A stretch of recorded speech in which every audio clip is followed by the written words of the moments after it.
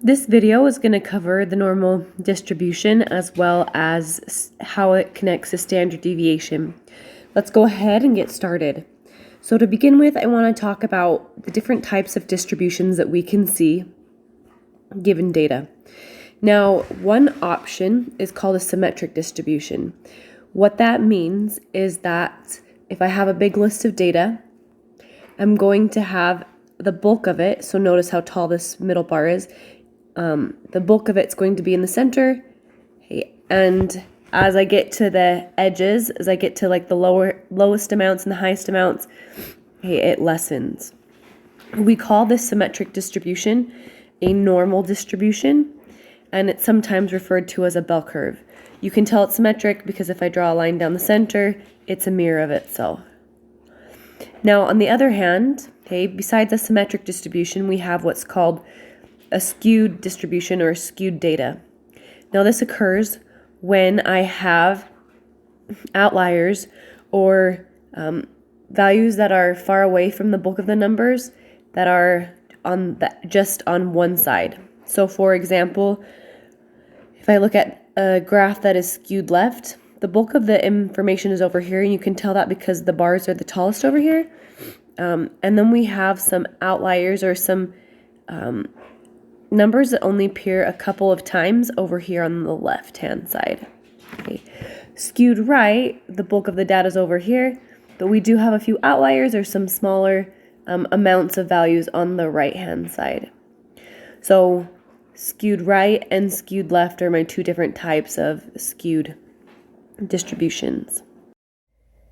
All right, if you will take some time and pause this video and copy this chart down, these percentages, especially the percentages up top and these things on my x-axis, are super important.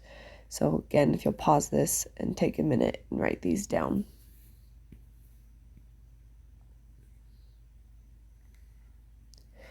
All right, let's go ahead and get started talking about what all this means. So yesterday we started talking about a standard deviation and what it meant.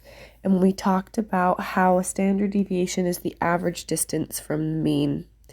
So here's my mean, and this is the distance. So this is one standard deviation. This is when we added a standard deviation, and this is where we subtracted a standard deviation to find that range. So yesterday we found, on average, for example, test scores are 80%, and they range between, and depending on what my standard deviation was, I added and subtracted that value.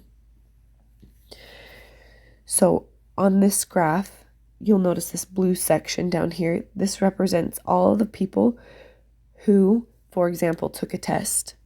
And you'll notice that between this section and this section is my greatest amount of blue space.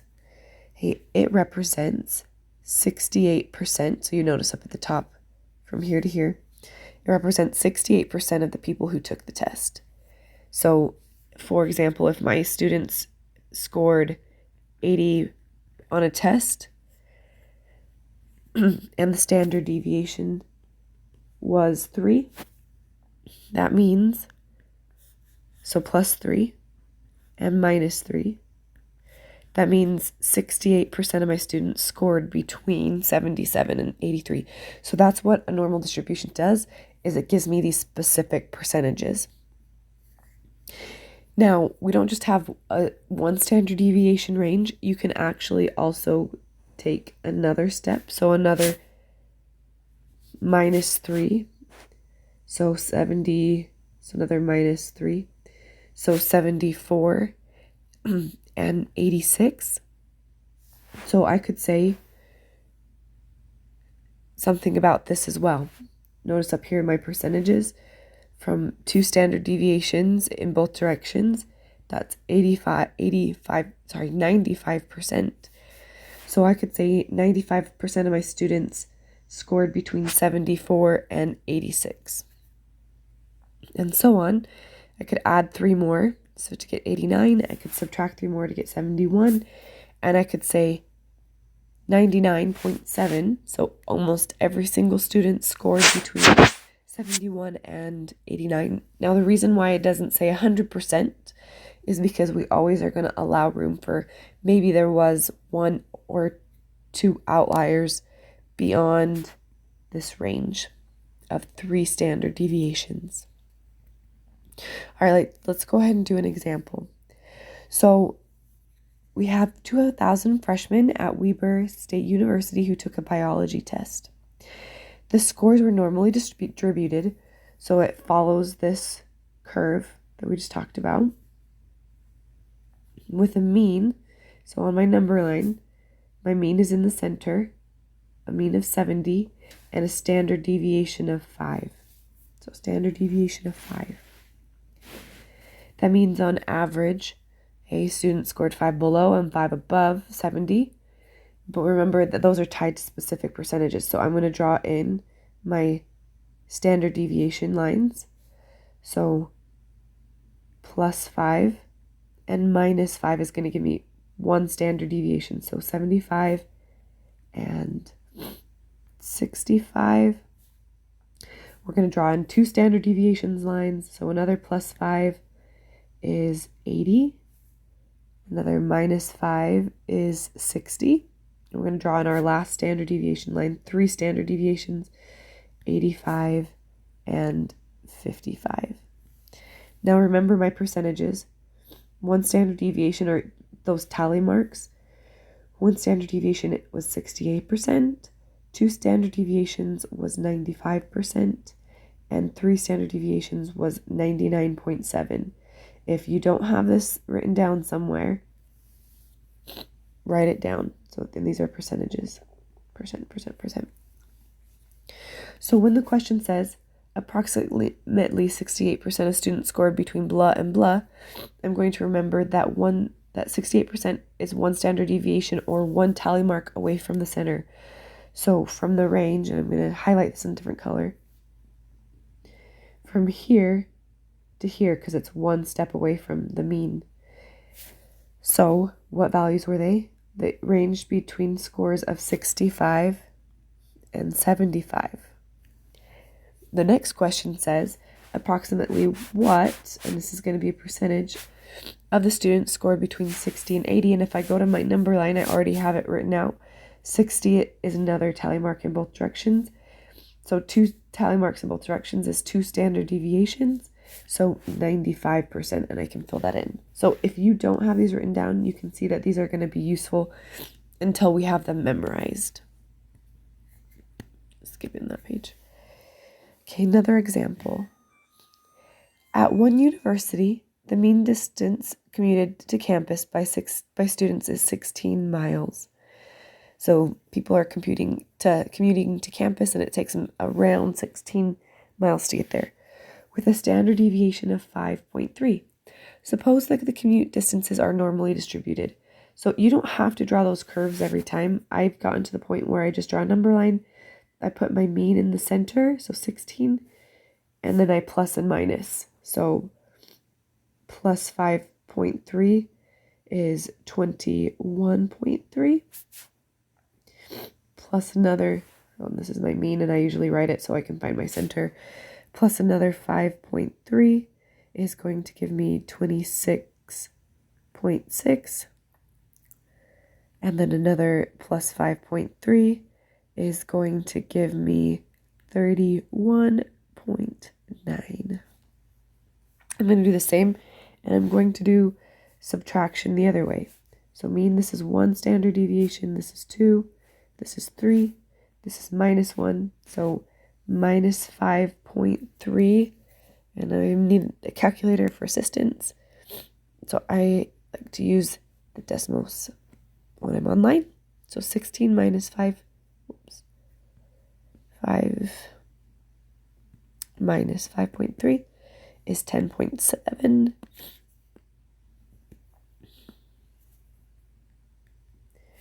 Minus another 5.3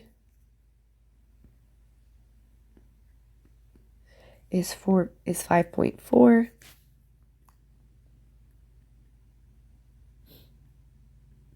And minus another 5.3, minus another 5.3 is 0.1. All right. So now I'm going to go ahead and fill in these blanks. Okay, so I always write this out first so I can easily answer these questions. So it says approximately what percent of students commute distances 10.7 between 10.7 and 21.3 miles. So as I look at my picture, I'm looking for that 10.7 to 21.3. And here it is. And I have it labeled. It's one standard deviation. It's in this one zone.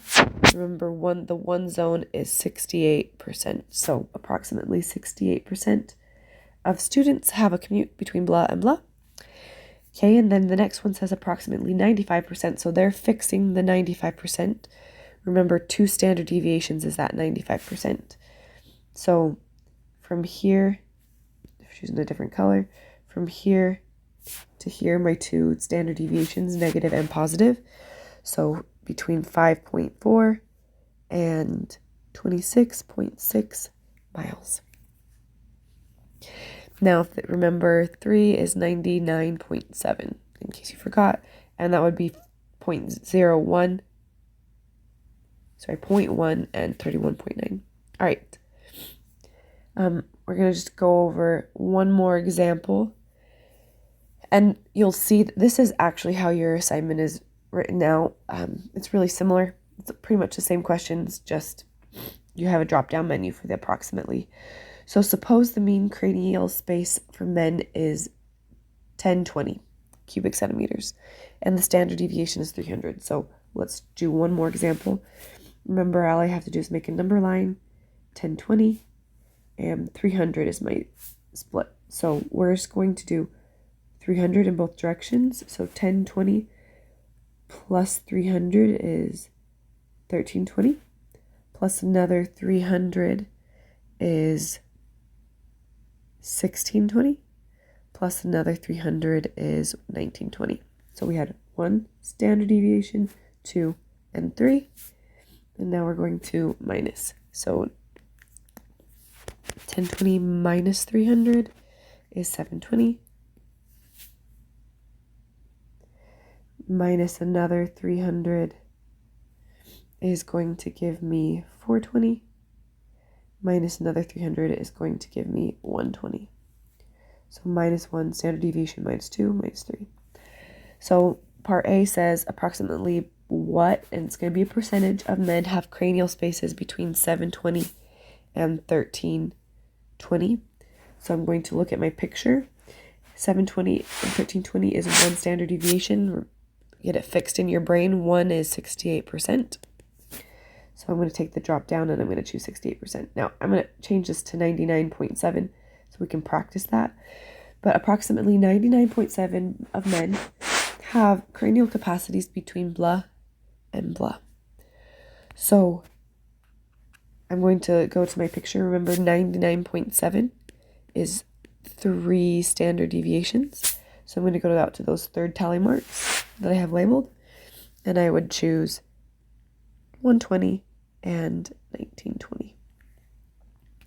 And that's going to be my process. Now, if I was asking about this question, can we expect a man to have a brain capacity of 1520? Yeah, 1520 is within this range. So it fits within the 99% of men. But if I said, is it possible for a man to have a brain capacity of 2000? Well, it's certainly possible, but it's unlikely. Because that, if past 3 on both directions, that's more than 99.7. So those are going to be some of my outliers. Last question. We're not even going to get all the way through this, but it says the mean hourly wage for the Jensen family is 26 and a standard deviation of 9. Suppose that it is right skewed. So what that would look like is more data over here and a few outliers maybe over here on the right. Hey, so these are my students that earn no money, incomes of 0, and then I have a few parents over here with some outlier income. Now, because this is right skewed, the 68% thing and whatever, it doesn't apply. Okay, the 68, 95, and 99.7 only applies to a normal distribution. So if my graph was symmetrical. All right, if you have any questions, please let me know, send me an email, or ask me when I get back, and have a great day.